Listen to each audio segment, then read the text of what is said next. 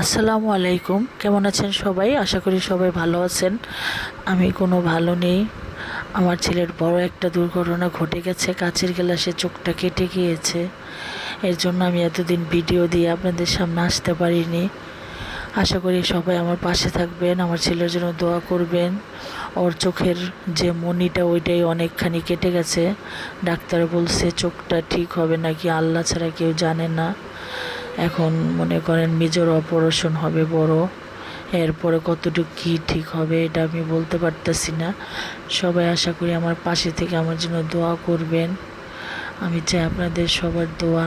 Please please আমার পাশে থেকেন। আর আমার বাচ্চাটার জন্য দোয়া করবেন। ওর কাচের গ্লাসে চোখটা কেটে গিয়েছে।